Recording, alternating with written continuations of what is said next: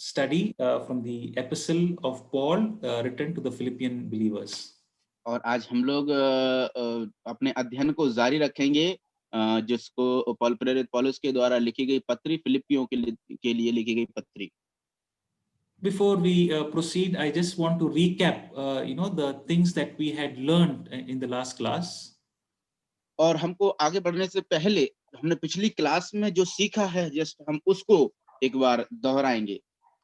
And so I will share, the outline, so it will be easier for us to understand.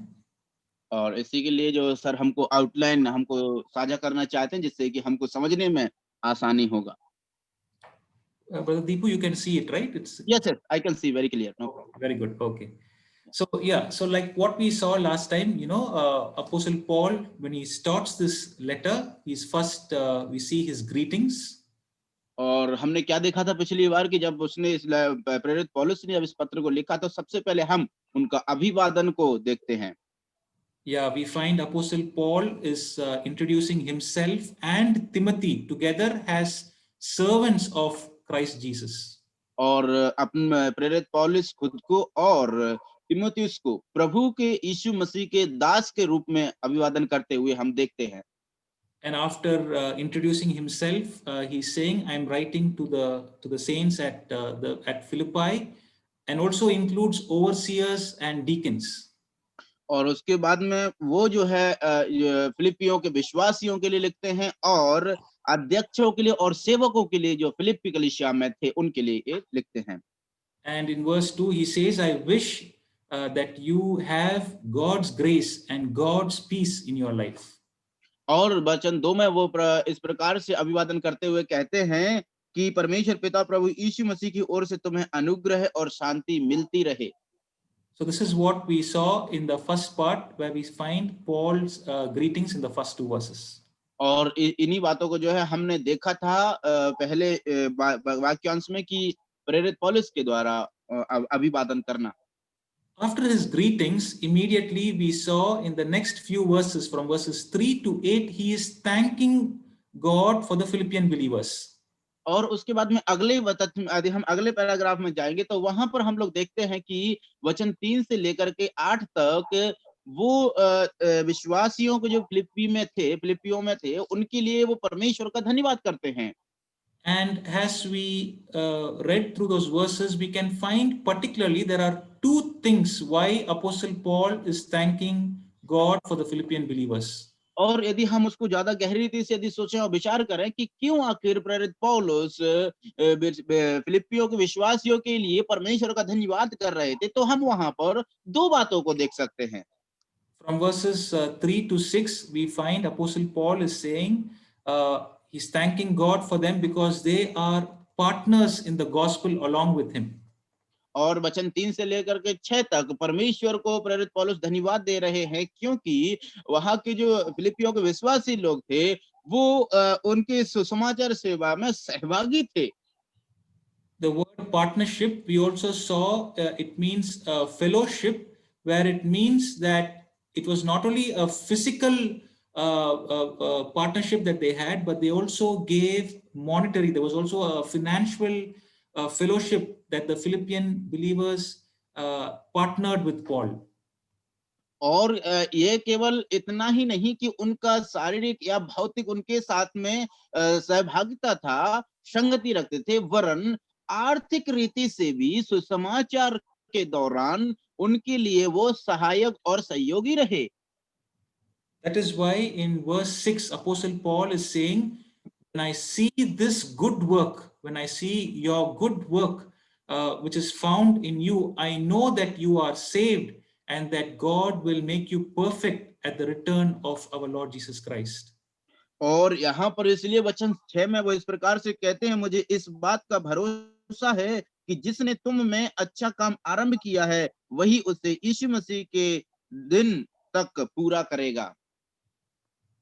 Then from verses 7 to 8 we found the second reason why Apostle Paul is thanking God for. Yes, और उसके बाद में हम अगले वचन 7 और 8 में हम देखते हैं दूसरा कारण कि आखिर क्यों प्रेरित पौलुस परमेश्वर को धन्यवाद दे रहा है फिलिपियों के विश्वासियों के लिए।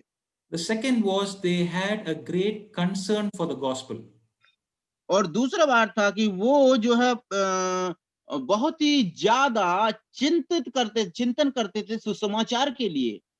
How do we know it? We find that when Apostle sir Paul was imprisoned, when he was in the prison, we find पण क्या बोलती है you're there, और brother? Yes yes I got so Yeah, वो यहाँ पर क्या बात बोले थे, जब प्रेरित पौलुस जो है वो जब जेल में थे, उस समय में उनका चिंता प्रेरित पौलुस के लिए प्रकट होती है। उस बात को प्रेरित पौलुस यहाँ पर परमेश्वर के लिए धन्यवाद देते हैं। Yeah, they did not stay away from Apostle Paul, but they were concerned and they sent a gift to Apostle Paul through Epaphroditus. और वो जो है जब प्रेरित पौलुस जेल में थे तो वो उनसे दूर नहीं गए, वरन उनके लिए बहुत ही चिंता करते रहे, वो उनके बारे में सोचते रहे। इसीलिए उन्होंने एपैफ्राडिटस के द्वारा प्रेरित पौलुस के पास कुछ गिफ्ट को भेजा। So in this second section, we see Apostle Paul loves this church and he's thanking God for this church. और इसलिए दूसरे भाग में हम यह देखते हैं कि प्रेरित पौलुस इस कलीसिया के लिए, फिलिप्पियों कलीसिया के लिए बहुत ही वो चिंतित करते थे और वो बहुत ही प्यार करते थे इस कलीसिया से। Particularly, he uses three words. In verse 3, he says, "I thank my God," and he says, "Whenever I pray, I am praying with joy." और इसलिए वचन 3 में जब वो प्रेरित पौलुस क्या कहता है, इसलिए कहता है कि जब जब मैं तुम्हें स्मरण करता हूं, तब तब अपने परमेश्वर का मैं धन्यवाद करता हूं आनंद के साथ में। In verse 7, he says, "I hold you very closely to my heart." और वचन 7 में कहता है कि मैंने तुमको जो है अपने हृदय के बहुत ही नजदीक में रखा है। We saw that the Philippi church was not a perfect church. They had their own weaknesses. और हम इस बात को जानते हैं कि फिलिप्पियों कलीसिया थी, उसके अंदर ऐसा नहीं कि वो समृद्ध और संपूर्ण कलीसिया थी, वरन उसके अंदर भी उसकी कमियां थी। But in spite of their weaknesses, we find Apostle Paul finding something good in them that he can thank God for. और उनकी गलतियों को और कमजोरियों को जानते हुए प्रेरित पौलुस तब भी उनके अंदर कुछ अच्छाइयों को देखता है और उन्हीं अच्छाइयों को, उन्हीं गुणों को वो देखते हुए परमेश्वर को धन्यवाद देते हैं। It teaches us a very important lesson. There might be some things that we will not like that we find in our fellow believers. और यही बात हमको एक बहुत बड़ा एक पाठ सिखाती है, और वो क्या है कि हम हमारे स्थानीय कलीसियाओं में या हमारे भाई बंधुओं के अंदर कई प्रकार की कमजोरियां होंगी, लेकिन हमको उनके अंदर वो गुडनेस को, वो अच्छाई को देखना है और उसके लिए हमको परमेश्वर को धन्यवाद देना है। Yeah, we find that since God created us all different, there might not be everything that we like with other persons, but as children of God, we need to see something good in our believers where we need to thank God for. और इसलिए मेरे प्यारों, हमको विश्वासी होने के नाते ऐसा नहीं कि परमेश्वर ने हमको अलग अलग बनाया है, वरन हमको एक ही तरीके से बनाया है। और हम परमेश्वर के पुत्र और पुत्रियां होने के नाते हम सारे लोगों की कमजोरियों को नकारते हुए, नजरअंदाज करते हुए, उनके अंदर अच्छाइयों को देख करके परमेश्वर को हमको धन्यवाद देना है। So that is a section where we find Apostle Paul thanking God for the Philippian believers. और इसलिए हम वहीं पर हम देख सकते हैं उसी बिंदु में कि प्रेरित पौलुस फिलिप्पियों के विश्वासियों के लिए परमेश्वर का धन्यवाद करते हुए। In verses 9 and 11, we find now the prayer of Apostle Paul. और वचन 9 से लेकर के 11 तक, एक अध्याय वचन 9 से लेकर के 11 तक हम देखते हैं प्रेरित पौलुस की प्रार्थना कलीसिया, फिलिपिया कलीसिया के विश्वासियों के लिए। Yeah, and when we read and as we went through that prayer, we again found out that there are particularly two things Apostle Paul is praying for the Philippian believers.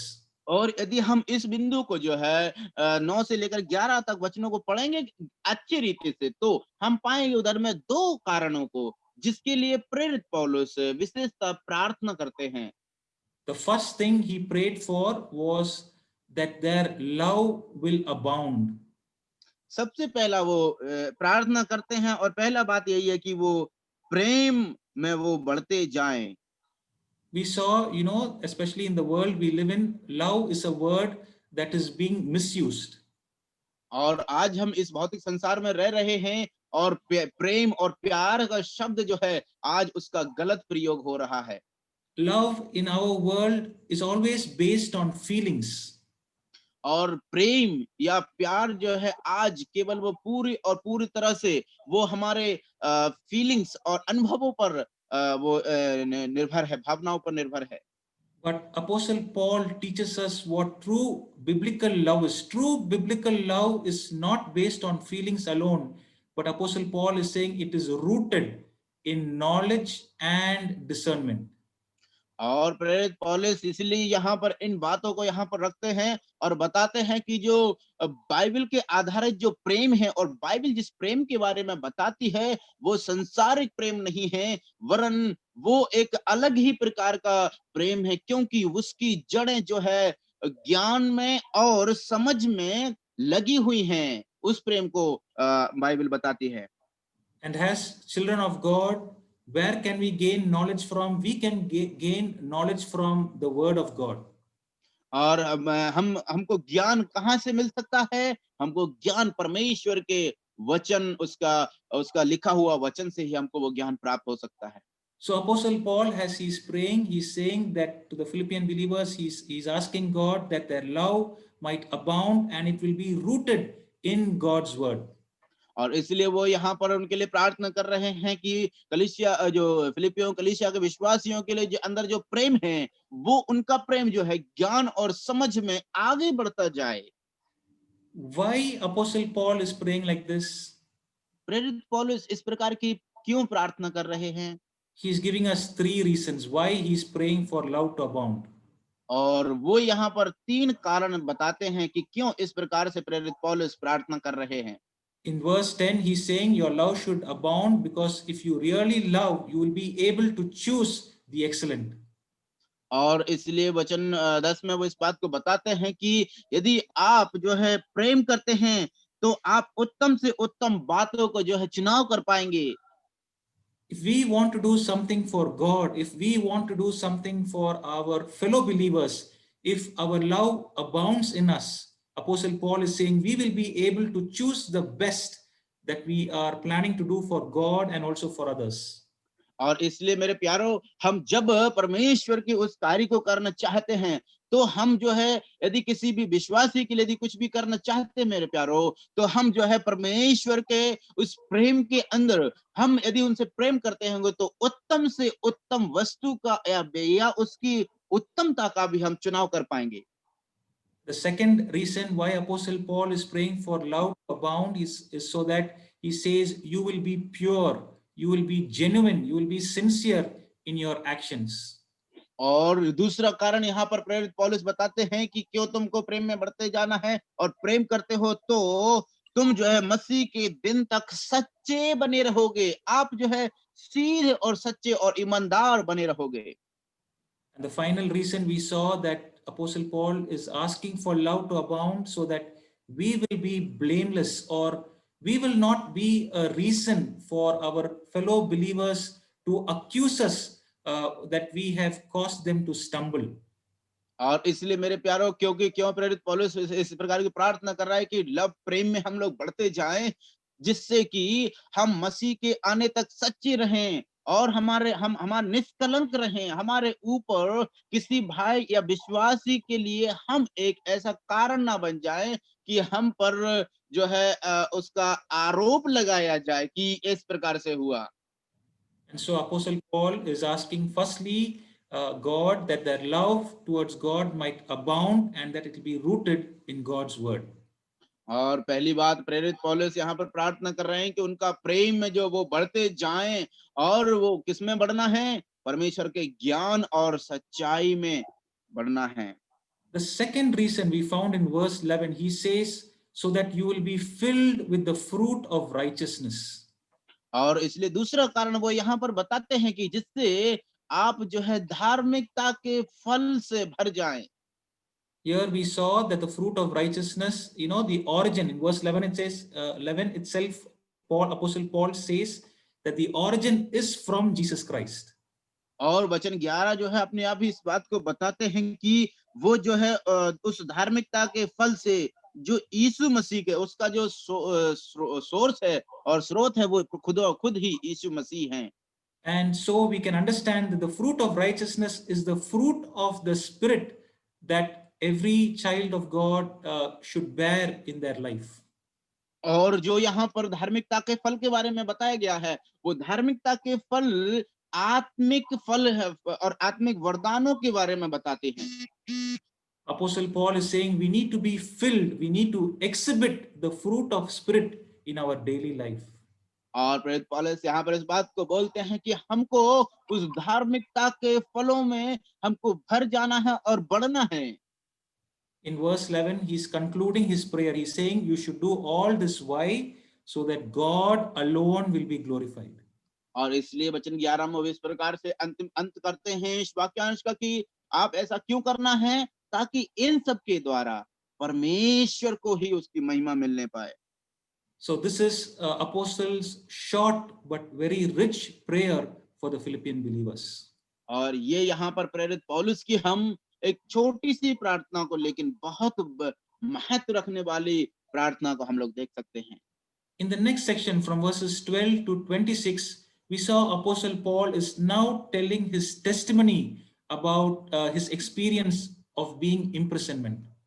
और उसके बाद में हम अगली बात जब आते हैं तो भाग में जाते हैं कि 12 से लेकर के 26 तक हम देखते हैं कि प्रेरित पौलुस अपनी गवाही को प्रस्तुत करते हैं कि जब वो जेल में थे और अपने अनुभवों को वो बताते हैं। And the first thing he has to say is he's not complaining, he's not being sad, but the first thing he's happily telling is that the gospel is advancing, the gospel is progressing. और सबसे पहली बात जो है वो इस बात के जब वो जेल में है तो इस बात को वो नहीं बता पाए और कोई सहमत नहीं है, मतलब वो कोई डर नहीं रहे हैं, मतलब बिना उसके वो इस प्रकार से बता रहे हैं कि सुसमाचार बढ़ रहा है, वो भयभीत नहीं है। And he says, being imprisoned at home, as we saw, he was actually imprisoned at home in Rome. He was surrounded by imperial guards or the soldiers of Rome. और हम इस बात को जानते हैं कि वो एक घर में बना हुआ जेल में वो बंद थे और जो वहां के सैनिक लोग थे उनका पहरा दे रहे थे। And he says that he was able to advance the gospel in the midst of those soldiers. और इस बात को वो बताते हैं कि उन सारे सैनिकों के बीच में भी उस सुसमाचार को वो बढ़ा पाए हैं। So Paul is telling the Philippian believers that he was able to advance or spread the gospel in the place where he was. और यहाँ पर इसलिए प्रेरित पौलुस इस बात को बता रहे हैं कि यहाँ तक कि उनकी वो जेल में होते उस परिस्थिति में भी वो सुसमाचार को बढ़ा पाए, यहाँ तक कि उन सैनिकों के बीच में भी वो सुसमाचार को आगे बढ़ाने पाए। But he does not stop there. In verses 14 to 18, he says, even the fellow believers, looking at his boldness, they are also encouraged to spread the gospel. और यहाँ तक कि वचन 14 से लेकर 18 तक वो वहां पर शांत नहीं हुए, वरन वो इस प्रकार से कहते हैं कि जब मैं कैद में होने के कारण हियाब बांधकर वो परमेश्वर का वचन निधड़क सुनाने का और भी साहस करते हैं जो दूसरे भाई लोग थे। And in that group there are two kinds of people. There were some people who were doing it with envy and jealousy, and there were some people who were doing it with good intention. और हमें यहाँ पर उन लोगों में से दो प्रकार के लोगों को देख सकते हैं। पहले कि सकारात्मक तरीके से वहां पर वो सुसमाचार को प्रचार कर रहे थे, लेकिन दूसरे जलन रखने के कारण, उनसे बदला लेने के कारण, दुश्मनी के तौर पर वो इस काम को कर रहे थे। But Apostle Paul in verse 18 is saying, I'm not worried about how they are doing it. I'm very happy because the gospel is progressing and Christ is being preached. और प्रेरित पौलुस इस बात को बताते हैं कि मैं उससे चिंतित नहीं हूं कि वो किस लिए कर रहे हैं और किस प्रकार से कर रहे हैं, केवल मैं इसीलिए आनंदित और धन्यवाद देता हूं कि परमेश्वर प्रभु यीशु मसीह का समाचार लोगों तक पहुंच रहा है और मसीह का प्रचार हो रहा है। Then in the next section, from verses 19 to 26, he is telling about his desire to live for Christ. और अगले हम जब भाग में आते हैं तो 19 से लेकर के 26 तक है, वो यीशु मसीह में जीवित है, इस बात को बताते हैं। In verse 20, we saw that Paul had only one expectation. He had only one hope. What is that? In verse 20, he says that Christ should be honored in my body. और प्रेरित पौलुस की हम केवल एक ही बात को देख सकते हैं मेरे प्यारो, कि वो जो है एक ही इच्छा, एक ही चाहत रखते थे कि केवल और केवल यीशु मसीह ही उनके शरीर में और शरीर के द्वारा महिमा पाए। There was also one commitment in verse 21. He says, there was only one commitment in my life. If I live, I am going to live for Christ. If I die, I am going to be with Christ. और इसलिए हम लोग देखते हैं वचन 20 में उसके जीवन में केवल एक ही समर्पण था, और वो समर्पण क्या था मेरे प्यारो? कहता है इस प्रकार से कि यदि मैं मरूं तो मसीह के लिए, और यदि मैं जीऊं तो मसीह के लिए, और मरना मेरे लिए लाभ है। Apostle Paul was saying he desires that he die, because if he dies, he can receive the greatest blessing and be with Christ. और प्रेरित पौलुस इस बात की चाहत रखते हैं कि यदि यहाँ तक कि यदि मैं मर भी जाऊं तो मैं मसीह के साथ हूंगा, और मसीह के साथ बहुत सारी उन आशीषों को प्राप्त करूंगा। But as he looks at the Philippian believers, he says, I want to stay and I want to help you. And that is what the last section from verses 22 to 26, he says, I want to do my best to serve you. और अगले भाग में हम देखते हैं वचन 27 से लेकर के 22 से लेकर के 26 से हम देखते हैं कि वो अपनी चाहत को वहां पर प्रकट करना चाहते हैं कि मैं तुम लोगों को जो है सेवा करने के लिए मैं तत्पर हूं। That's what he says in verse 25. He says, I want to be with you so that you will progress and you will have joy in your faith. और इसलिए वचन 25 में कहता है कि मैं जानता हूं कि मैं जीवित रहूंगा, वरन तुम सबके साथ रहूंगा, जिससे विश्वास में दृढ़ होते जाओ और उसमें आनंदित रहो। Dear brothers and sisters, the testimony of Apostle Paul is very, it teaches us a lot of lessons. और मेरे प्यारो भाइयों बहनों, प्रेरित पौलुस की जो टेस्टिमनी गवाही है, वो हमारे लिए बहुत प्रकार के लेसन्स हमको सिखाती है, पाठ सिखाती है। Yeah, being the children of God, we need to ask ourselves, are we doing anything to progress the gospel in the world, in the surrounding that we live in? और मेरे प्यारो, हमको ये बात सोचने की जरूरत है, अपने अंदर झांकने की जरूरत है। हम परमेश्वर के पुत्र पुत्री होने के नाते, उसके बच्चे होने के नाते, हम हमारे आसपास रहने वाले या हमारे आसपास के, क्या हम उस परमेश्वर को और उसकी सेवा कर पा रहे हैं? I was very happy, when Brother Ranjit sent me the photos of your outreach ministry. I was really thanking and praising God that you have access to go to those villages and still preach and advance the gospel to those people. और जब Ranjit sir ने sir को जो photo भेजे थे, उनको जब देख करके सर का दिल गदगद हो गया, और वो परमेश्वर को आनंदित होकर के वो परमेश्वर को धन्यवाद देने लगे, स्तुति प्रशंसा करने लगे परमेश्वर की, कि आप लोगों ने इस प्रकार से उन गांवों में जाकर के यीशु मसीह का सुसमाचार सुनाया। This was the same attitude that even Apostle Paul had. In spite of his difficult circumstances, he was only concerned about the progress of the gospel. और ठीक उसी प्रकार से, जिस प्रकार से प्रेरित पौलुस भी अपनी हर एक परिस्थिति को नकारते हुए, वो केवल एक ही बात के बारे में चिंतित था कि मसीह का सुसमाचार लोगों तक पहुंचे। He also knew that if God gave him a second chance, if he was delivered out from the prison, he is going to live for Christ. He is going to honor Christ in his body. और ठीक उसी प्रकार से प्रेरित पौलुस अपनी इच्छा जाहिर करते हुए कहते हैं कि यदि मैं एक बार और इस जेल से बाहर आ जाता हूं, तो यदि मुझे एक बार और जीवन दान मिलता है, तो मैं मसीह के लिए ही जीवित रहूंगा और उसका सुसमाचार को ही प्रचार करूंगा। So from verses 12 to 26, we find the last section that we looked at our last class, which was Paul's testimony about his imprisonment. और इसलिए हम लोगों ने दूसरे भाग में देखा था वचन 19 से लेकर के 26 तक प्रेरित पौलुस की एक गवाही और जीवित रहना मसीह में है, इस बात को हमने पिछली क्लास में सीखा था। Now we are entering in the middle or the main section of the book of Philippians. और आज अभी हम लोग जो है इस पत्री का बीच मध्य भाग में हम लोग प्रवेश करने के लिए जा रहे हैं, जो कि बहुत ही महत्वपूर्ण है। And as Apostle Paul is now entering in the middle of his letter, he is now starting to give exhortations to the Philippian believers. और यहाँ पर प्रेरित पौलुस जब इसमें इस भाग में हम लोग प्रवेश करते हैं तो देख पाते हैं कि प्रेरित पौलुस जो है उन फिलिपियों के विश्वासियों के लिए वो प्रोत्साहन करते हैं। And when we read these verses from verses chapter 1 verse 27 to chapter 2 verse 18, we find that there are three exhortations that Apostle Paul is giving to the Philippian believers.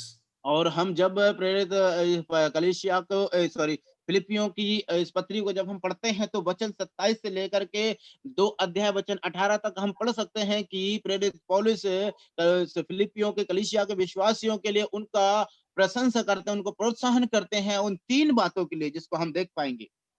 So we'll now look at the first section, which we find from verses 27 to 30 in chapter 1. और इसलिए हम पहले अध्याय में लेकर के 27 से लेकर के 30 तक हम एक वाक्यांश को उधर में देख सकते हैं। So one of you, brother, can you please read from verses 27 to 30? Yes, वचन 27 से लेकर के 30 तक हम लोग पढ़ेंगे। केवल इतना करो कि तुम्हारा चाल चलन मसीह के सुसमाचार के योग्य हो, कि चाहे मैं आकर तुम्हें देखूं चाहे ना भी आऊं, तुम्हारे विषय में यही सुनूं कि तुम एक ही आत्मा में स्थिर हो और एक चित्त होकर सुसमाचार के विश्वास के लिए परिश्रम करते रहते हो, और किसी बात में विरोधियों से भय नहीं खाते। यह उनके लिए विनाश का स्पष्ट चिन्ह है, परंतु तुम्हारे लिए उद्धार का, और यह परमेश्वर की ओर से है, क्योंकि मसीह के कारण तुम पर यह अनुग्रह हुआ, ना कि केवल उस पर विश्वास करो पर उसके लिए दुख भी उठाओ। और तुम्हें वैसा ही परिश्रम करना है जैसा तुमने मुझे करते देखा है, और अब भी सुनते हो कि मैं वैसा ही करता हूँ। In verse 27, I don't know how it is in Hindi, it says, let your manner of life be worthy of the gospel. और यहाँ पर हिंदी में इस प्रकार से एक वचन लिखा है कि तुम्हारा चाल चलन मसीह के सुसमाचार के योग्य हो। In other words, what Apostle Paul is saying is that you need to live as heavenly citizens. और दूसरे शब्दों में यदि हम कहें तो आपको इस प्रकार से रहना है जैसे कि स्वर्गीय नागरिक हों। Now we know that this city of Philippi was actually a Roman colony. और अब फिलिपियो का जो एक स्थान है वो एक रोमियो का एक कॉलोनी था। And they all knew the importance of being a Roman citizen. और वो लोग इस बात को बहुत ही ज्यादा महत्व देते थे, क्योंकि वो लोग जो है रोमियो के नागरिक थे। It was a great, it was a great pride, or that the people would be proud if they were a Roman citizen. और इसलिए मेरे प्यारे हम क्या देख सकते हैं कि वहां के लोग जो है बड़े ही अपने आप में घमंड महसूस करते थे उस रोम के नागरिक होने के नाते।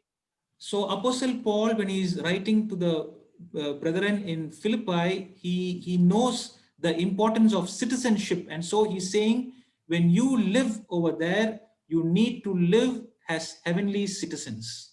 इसलिए प्रेरित पौलुस इस बात को भली भांति जानते हुए समझते हुए इस बात को लिखते हैं कि तुमको जो है उस नागरिकता का महत्व को जानते हुए तुमको जो है इस उस जगह में रह रहे हो तो तुमको स्वर्गीय नागरिकता को साथ में हम आपको रहना है।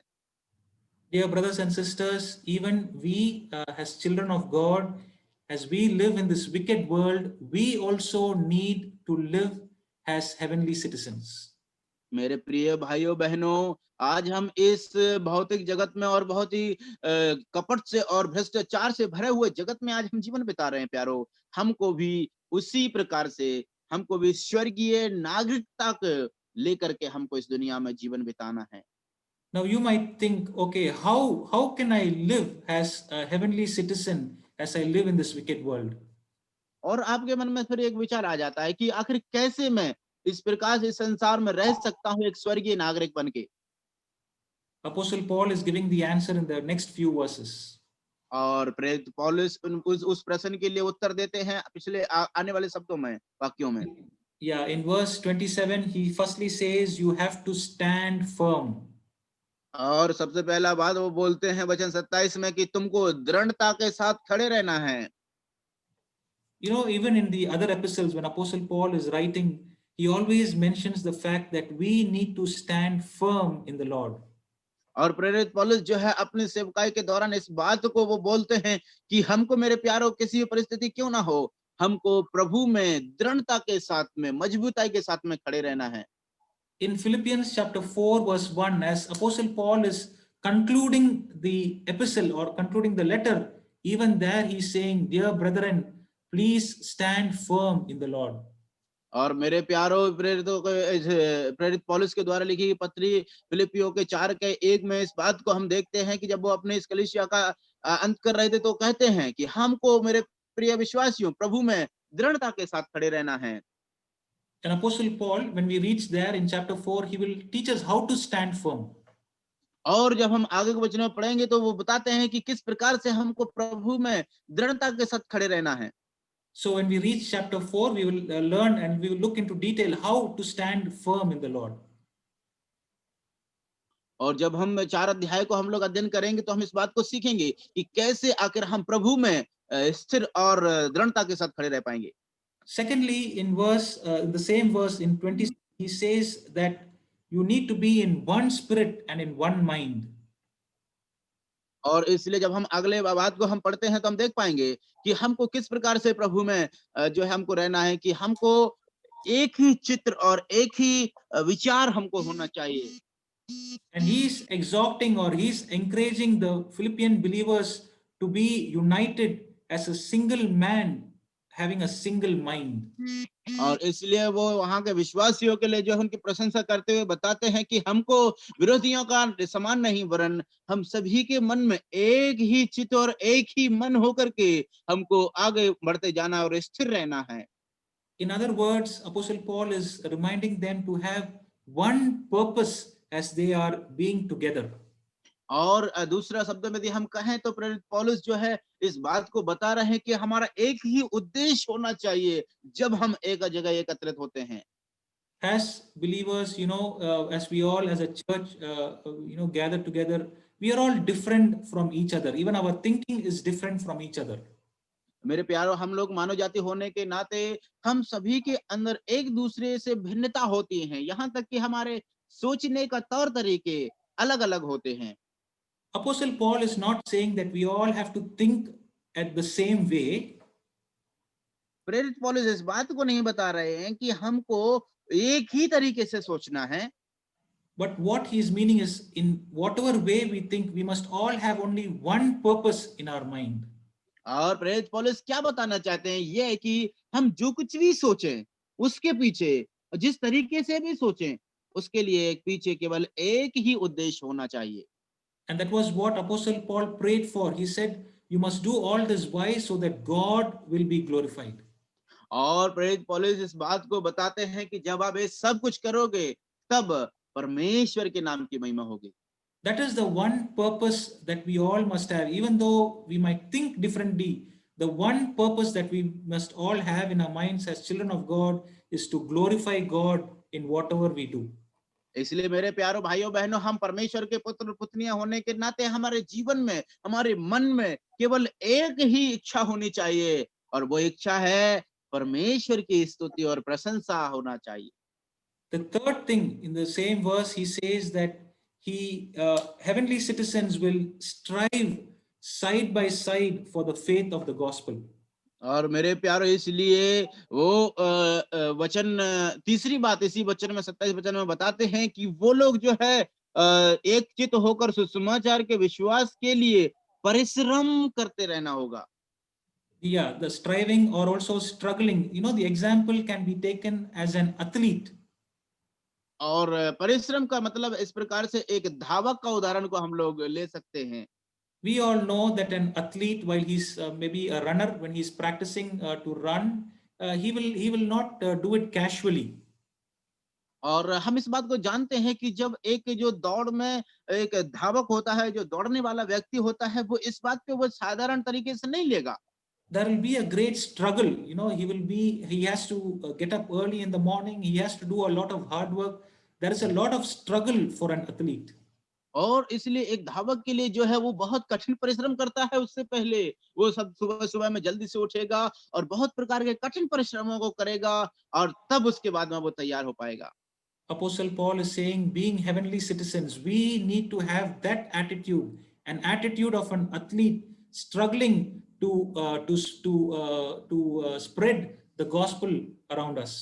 और प्रेरित पौलुस आज हमको यही बात बता रहे हैं मेरे प्यारों कि हमारे आस-पास हमको सुसमाचार को सुनाने के लिए हमको एकचित्त होकर के उसके लिए परिश्रम करना है।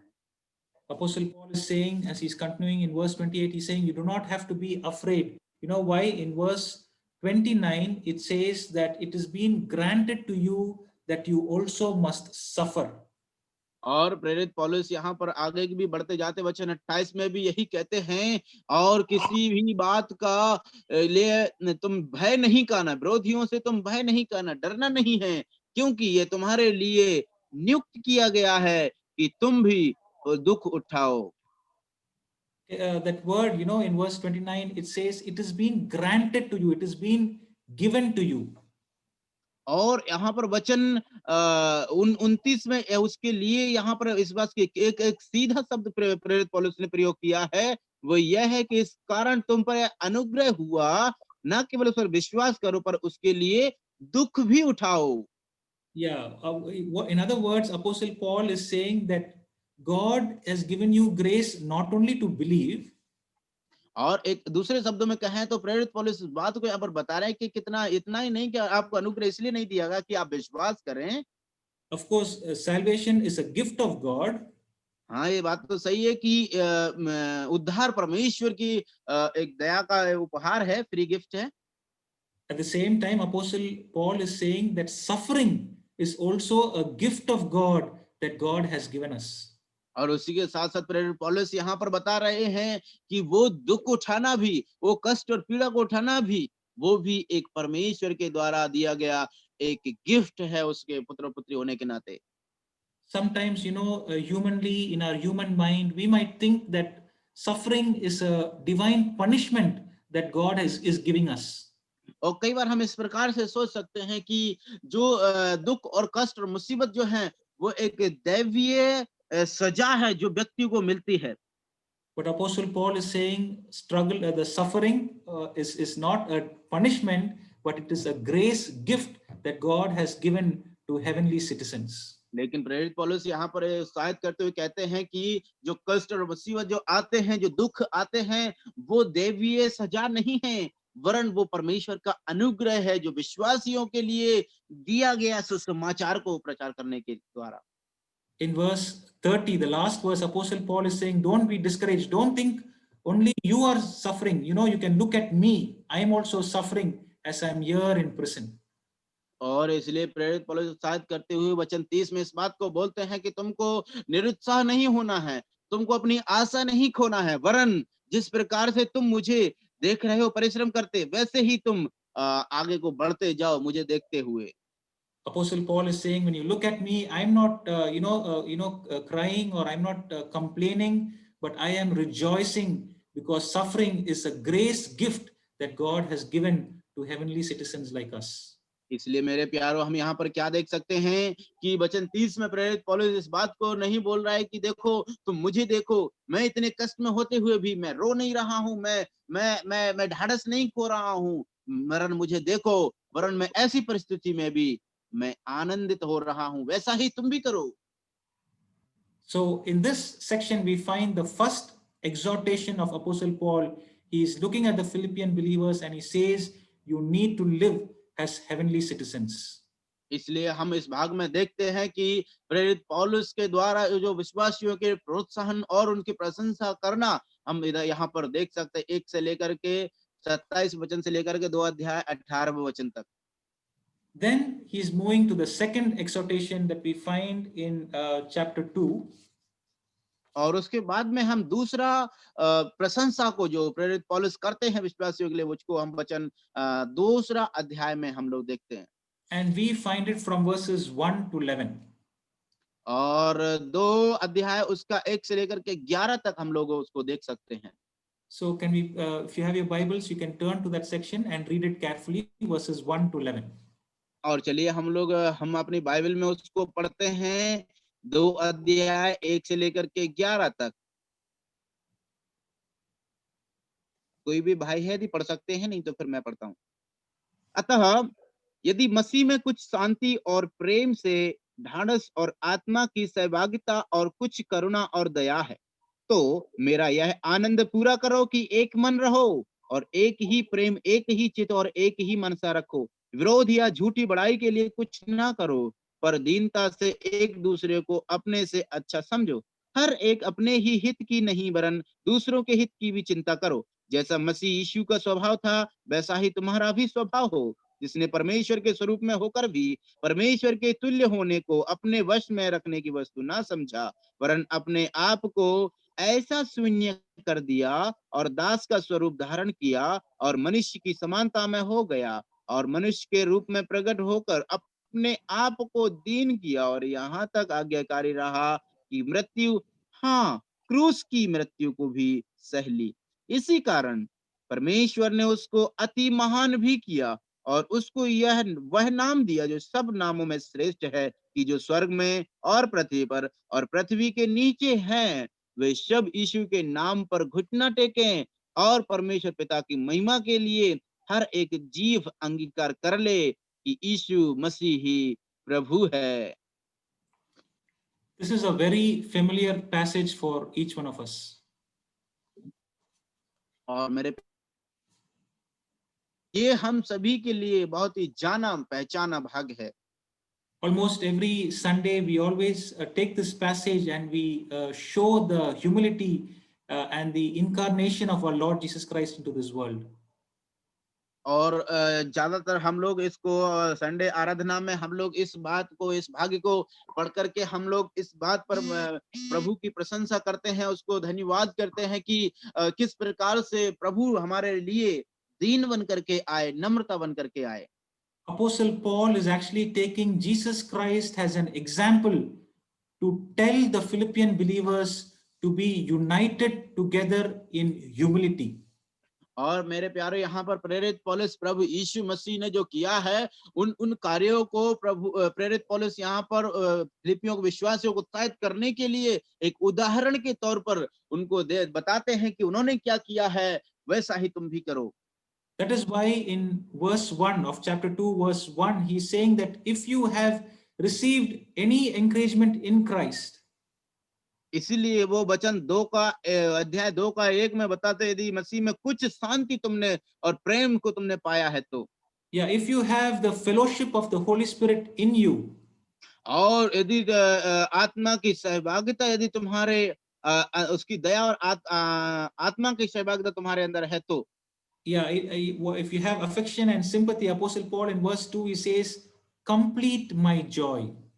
इसीलिए वो यहाँ पर बताते हैं वचन 2 के अंदर, 1 के अंदर की आत्मा की सहभागिता और करुणा यदि तुम पर है तो मेरा यह आनंद पूरा करो। How can the joy of Apostle Paul be complete? और किस प्रकार से प्रेरित पौलुस का आनंद पूरा हो सकता है? In that same verse, he says, when you are united together, my joy will be complete. और उसी वचन में हम लोग उसी के बाद में प्रेरित पौलुस उसका उत्तर देते हैं और कहते हैं कि तुम एक मन और एक ही प्रेम और एक ही चित्त में रहो, तब मेरा जो है आनंद पूरा होगा। From this, we can understand that there was the problem of disunity in the church at Philippi. और इसी वचन के द्वारा हम लोग समझ सकते हैं कि फिलिपियों कलीसिया के अंदर एकता नहीं थी विश्वासियों में। In Philippians chapter 4, in the last chapter, we will see again Apostle Paul is dealing with the subject of unity in the church. और यदि हम आगे को अध्ययन करते चले जाएंगे तो वचन अध्याय 4 में, फिलिपियों के उस पुस्तक उसका 4 अध्याय में हम लोग देख पाएंगे कि प्रेरित पौलुस फिर से उसी विषय पर चर्चा करते हैं कि कलीसिया के अंदर एकता के ऊपर। And he's saying, if you want to make my joy complete, he's asking them to be united together. और इसलिए वहां पर प्रेरित पौलुस इस बात को उनको प्रशंसा करते हुए बोलते हैं कि तुम्हारा मेरा आनंद पूरा करो कि तुम सभी लोग एक चित्त एक ही मनसा रखो। And in verse 3, he adds how to do it. In verse 3, he's saying you have to do it in humility. और वचन 3 में प्रेरित पौलुस उसका जवाब देते हैं कि तुमको कैसे इसको बताना करना है। उसको वचन 3 में हम देखते हैं कि आप इसको करना है वो एक दूसरे को बड़े ही नम्रता के साथ। We all know that when there is no unity or when there is disunity in the church, there is no joy that will be found. और यदि आप सोच लीजिए कि यदि किसी कलीसियाओं के अंदर यदि एकता नहीं है तो उधर में आनंद का जो है खुशी और आनंद का एकता को आप अनुभव नहीं कर पाएंगे। But as believers, when we are united together in one mind, in one love, having one purpose, you will find that there is great joy in that assembly. और यदि मेरे प्यारो हम लोग परमेश्वर के विश्वासी होने के नाते यदि हमारे अंदर एक ही मन, एक ही मनसा, एक ही चित्त होगा तो हम जो है कलीसिया के अंदर उस ईश्वरीय प्रेम और खुशी का अनुभव करने पाएंगे। मेरे प्यारो, How can we be united together? हम कैसे एक दूसरे में एकता बनाए रख सकते हैं? As I reminded earlier, we all are created differently. और जैसे कि पहले हमने याद दिलाया था कि हम सभी लोग जो है अलग अलग तौर तरीके से बनाए गए। We all have different taste, we all have different thinking, and we may not like the taste and the likeness of the other people. और हम सभी के अंदर जो है अलग अलग स्वाद को, अलग अलग सोच विचार का नजरिया, और हम हो सकता है कि हम एक दूसरे के उसको नहीं पसंद ना करें। Apostle Paul knows it. He says, how should you be united? In verse 3, he says, you have to do it in humility. और वचन 3 में वो बताते हैं प्रेरित पौलुस की आप कैसे जो है एक दूसरे से एकता बनाए रख सकते हैं। और एकता बनाए रखने के लिए आपको क्या करना होगा? आपको जो है बड़ी ही नम्रता के साथ में आपको इसको करना है। What is the meaning of humility, or what is the meaning of being humble? और नम्र होने के हम नम्र होने का उद्देश्य और कारण क्या है? It does not mean putting ourselves very low. और इसका तात्पर्य ये इससे नहीं है कि आप अपने आप को बिल्कुल नीचे और बिल्कुल नीचे गिरा दो। Putting ourselves low is not humility. अपने आप को जो है नीचे करना या नीचा दिखाना वो नम्रता नहीं है। Apostle Paul in verse 3 is saying humility is raising the other person higher than yourself. और प्रेरित पौलुस इस बात का जवाब देते हुए कहते हैं कि नम्रता उसी में है कि जो व्यक्ति है उसको हम उठाएं। Raising the fellow believer or looking at him higher than yourself, that is humility. और जो है एक दूसरे विश्वासी को जो है आगे बढ़ाना और दूसरे विश्वासी को जो है अपने से बड़ा समझना, यही नम्रता है। And so to explain this point, Apostle Paul is now taking an example, is taking the best example of Jesus Christ to show how he was humble and to show about the humility of our Lord Jesus Christ. और इसलिए उसी नम्रता को दिखाने के लिए प्रेरित पौलुस प्रभु यीशु मसीह को और उनकी नम्रता का उदाहरण यहाँ पर लेते हैं, हम देख सकते हैं। So the second exhortation that Apostle Paul is giving to the Philippian believers is to be united in humility. और इसीलिए दूसरा उदाहरण यहाँ पर और दूसरा प्रशंसा और उनके प्रोत्साहन प्रेरित पौलुस कर रहे हैं इस बात को लेकर कि आपको जो है प्रभु में एकता में बनाए रखना और एकता में बढ़ना है नम्रता के साथ। In verses 1 to 4, he's saying that if you have received any blessing from Jesus Christ, or if you have experienced the love of God, he's saying that you have to be united together in humility. और यहाँ पर प्रेरित पौलुस वचन 2 अध्याय 1 से लेकर के 4 तक ये प्रोत्साहन करते हुए कहते हैं कि यदि आपने जो है इस नम्रता का आपने स्वाद चख लिया है, जाना है, तो आपको जो है एकता बनाए रखना है नम्रता के साथ। And to help the Philippian believers understand, he's taking the example of Jesus Christ in verses 5 to 11. और वहां के कलीसिया के विश्वासियों को इस बात को समझने के लिए प्रेरित पौलुस जो है प्रभु यीशु मसीह की नम्रता का उदाहरण लेते हैं, हम देखते हैं। And as we read, these few verses, we can immediately understand that there are, two divisions in the humility of our Lord Jesus Christ. और हम जैसे कि जब इसको हम पढ़ते हैं तो हम इन वचनों को जब हम पढ़ेंगे तो हम लोग इधर में दो विभाजन को देख सकते हैं प्रभु यीशु मसीह की First, नम्रता के बारे में। yeah, first in verses 5 to 8, we see the humility of our Lord Jesus Christ. सबसे पहला हम देख सकते हैं 5 वचन से लेकर के 8 तक प्रभु यीशु मसीह की नम्रता के बारे में। Verses 9 and 11, we see the exaltation of our Lord Jesus Christ. और वचन 9 से लेकर के 11 तक उस प्रभु को उस ऊंचा स्थान में उसको महिमा मिलना। Now in verses 5 to 8, we see how our Lord Jesus Christ humbled himself. और वचन 5 से लेकर के 8 तक हम इस बात को देख नहीं पाएंगे कि प्रभु यीशु मसीह ने अपने आप को किस प्रकार से नम्र और दीन कर दिया। In verse 6, the first verse, Apostle Paul is saying, in verse 5, he's saying, have this mind that Jesus Christ had. And he starts off by saying, Jesus Christ was in the form of God. और वचन 5 में प्रेरित पौलुस इस प्रकार से कहते हैं कि जिस प्रकार से यीशु मसीह का स्वभाव था वैसा ही तुम्हारा भी स्वभाव हो, जिसने परमेश्वर के स्वरूप में होकर भी अपने तुल्य कोई बात ना समझा। The word form means he was God, or in the other word, he is God, or he has the essence of God in himself. और जो उसका स्वरूप का जो यहाँ पर शब्द इस्तेमाल किया है कि परमेश्वर का स्वरूप, उसका मतलब है कि वो स्वयं ही परमेश्वर और परमेश्वर का उस स्वरूप वो रूप को लेकर के इस दुनिया में आए। The author of Hebrews in chapter 1, he says that Jesus Christ was the exact representation of God. और इब्रानियों का पत्री उसका एक अध्याय में हम देख सकते हैं, वहां का लेखक बताता है कि प्रभु यीशु मसीह जो है वो परमेश्वर का एक प्रकटीकरण करने के लिए एक पात्र बन करके आया था, हम देख सकते हैं। Okay, so that is where Apostle Paul starts. He says Jesus Christ, he is the form of God, or he is God, the essence of God. और इसलिए प्रेरित पौलुस यहाँ पर इस बात को बताते हैं कि प्रभु यीशु मसीह ही वो स्वयं परमेश्वर हैं और वो परमेश्वर के लिए ही वो इस प्रकार से दुनिया में आकर के वो अपने आप को नम्र कर दिए। And from there we see Apostle Paul is saying he humbled himself to come down as a form of a servant. और वहां से प्रेरित पौलुस लेते हुए यहाँ पर आते हैं और कहते हैं कि उसने अपने आप को नम्र और दीन कर लिया और अपने आप को एक दास का रूप धारण कर दिया। Even though he was God, we find that he did not grasp it. Apostle Paul in verse 6, he did not grasp it for his own self-purpose, but he left it and he took the form of a servant.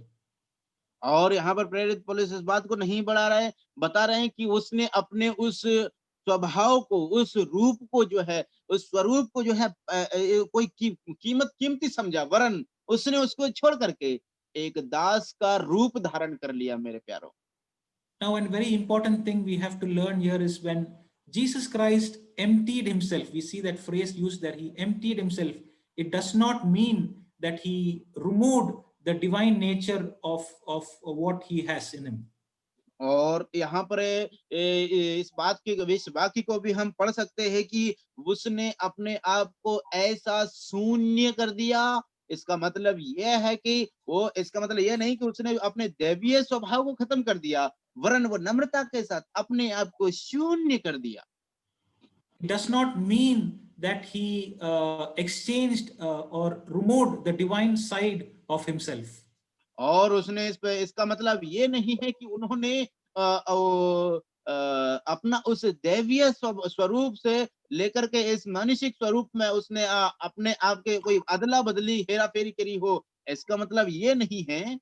But what it means is that he left the heavenly glory. He left all the privileges, the luxury that he was enjoying in heaven, and he came down as a form of a servant. लेकिन उसका मतलब क्या है? उसका मतलब केवल यही है कि उसने जो है अपने सारी उस स्वर्गीय महिमा को त्याग कर वो इस दुनिया में आए और हम नम्रता के साथ में मनुष्य का स्वरूप धारण किया। Then from verse 7, he says, after taking the form of a servant, he's going more down. He came in the likeness of men. और यदि हम आगे के वचनों को पढ़ें तो फिर हम 8वें वचन में पढ़ सकते हैं कि उसने जो है मनुष्य का रूप जो है धारण किया। You know, even the angel is the servant of God. और हम यहाँ तक कि जानते हैं कि स्वर्गदूत भी परमेश्वर के सेवक हैं। But we find he went down. He did not even take the form of an angel. He took down to the form of a man. और यहाँ तक कि हम देखते हैं कि वो जो है यहाँ तक कि प्रभु ने उस स्वर्गदूतों का स्वरूप धारण नहीं किया, वरन वो और से और नीचे आकर के मनुष्य का रूप धारण किया। And in man, we find in the last verse, in verse 8, Apostle Paul says he was obedient even to the point of death, the death on the cross. और हम आगे के शब्दों में यदि हम पढ़े वचन 8 के कि उसने अपने आप को इतना दीन कर दिया और यहाँ तक आज्ञाकारी रहा कि क्रूस की मृत्यु, हाँ, क्रूस की मृत्यु को भी उसने सह लिया। You know, the cross, especially in the ancient world, was the worst way, or was the lowest or the bad punishment that was given to a person.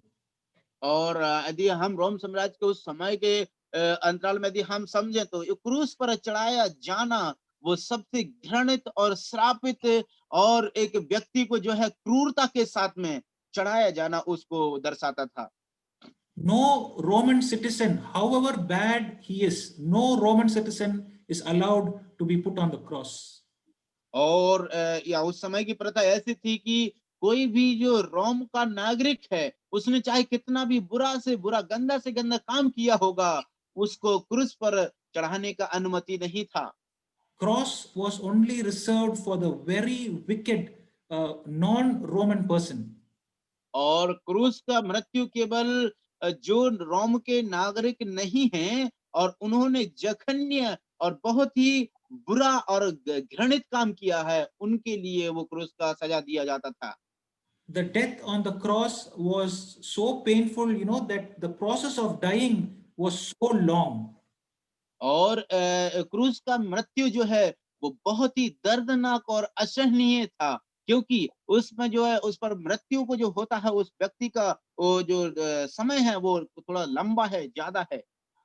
And here we see the humility of our Lord Jesus Christ. From being God, from here, he's come down till the cross.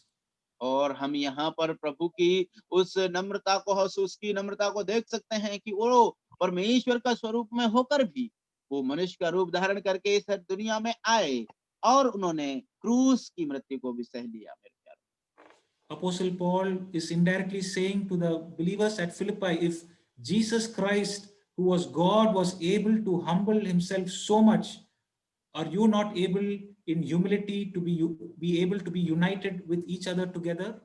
मेरे प्यारे प्रेरित पौलुस यहाँ पर इस बात को बता रहे हैं कि ध्यान करो कि यदि प्रभु यीशु मसीह परमेश्वर का स्वरूप में होकर भी उन्होंने अपने आप को नम्र कर दिया, मैं और आप एक इंसान होने के नाते क्या हम एक दूसरे के एकता बनाए रखने के लिए नम्र नहीं कर सकते क्या? नम्र नहीं बन सकते क्या? Then towards the end, in the last few verses, Apostle Paul is showing how God the Father exalts Jesus Christ. क्या पराठे बन रहे हैं? जगवीर भाई पराठे मत बनाइए, अपना माइक को ऑफ रखो please. Would you please repeat, sir? Yeah, so in the last few verses, from verses 9 to 11, we find that how God the Father exalted Jesus Christ. और आगे के वाक्य के शब्दों में हम लोग देख सकते हैं कि किस प्रकार से प्रेरित पौलुस प्रभु यीशु को उस एक्सल्टेशन करते हैं वहां के विश्वासियों के लिए कि किस प्रकार से प्रभु ने अपने आप को उसकी महिमा उसको प्रदान किया उसके पिता ने। In verse 9, we find God the Father has given Jesus Christ a name that is above all names. और वचन 9 में हम देखते हैं कि वो प्रभु यीशु के पिता ने उनको वो नाम दिया जो सब नामों से श्रेष्ठ है। In verse 10, Jesus Christ has been given supreme power and authority, where it says that every knee will bow at the name of Jesus. और वचन 10 में हम देख सकते हैं कि स्वर्ग और पृथ्वी के नीचे हैं, उनको वो शक्ति और वो अधिकार और वो सामर्थ्य दी गई कि सब के सामने उसके घुटने टिकेंगे। And finally, in verse 11, we find that there is supreme worship, that every tongue will one day confess that Jesus Christ is Lord. और उसके बाद में हम अगले बात को यहाँ पर देख सकते हैं वचन 11 में कि हर एक जीव जो है उसका अंगीकार करेगी कि मसीह यीशु ही प्रभु है। वहां पर हम एक सुप्रीम वर्शिप अर्थात वो सामर्थ्यशाली आराधना को देख सकते हैं। Dear brothers and sisters, as we are now going to conclude and as we're going to start this new day, let the example of our Lord Jesus Christ stay in our mind. मेरे प्यारो, अभी जैसे कि हम इस अध्ययन का हम अंत करने के लिए जा रहे हैं और इस दिन का शुरुआत करने के लिए जा रहे हैं मेरे प्यारो, हम लोगों को आज ये विचार करना है, हम लोगों को अपने मन में रख लेना है कि प्रभु यीशु मसीह का स्वभाव मेरे और आपके मन में बना रहे। Apostle Paul is taking the example of Jesus Christ to exhort the Philippian believers that they also must be united together in humility, the same humility that was found in Jesus Christ. और इसलिए प्रेरित पौलुस जो है फिलिपियों के विश्वासियों के लिए उनका प्रोत्साहन करते हैं, उनको प्रशंसा करते हैं, उनको बढ़ाते हैं और कहते हैं कि तुम्हारे अंदर भी उसी प्रकार का वो स्वभाव बना रहना चाहिए जो स्वभाव प्रभु यीशु मसीह का था, नम्रता के साथ में एकता बनाए रखने का। May God help us to practice the things we have learned. और परमेश्वर हमको सहायता करे कि जो आज हमने सीखा उसको हम अपने जीवन में प्रयोग करने पाए। Thank you, brother. Thank you. बहुत बहुत धन्यवाद सभी के लिए। Really very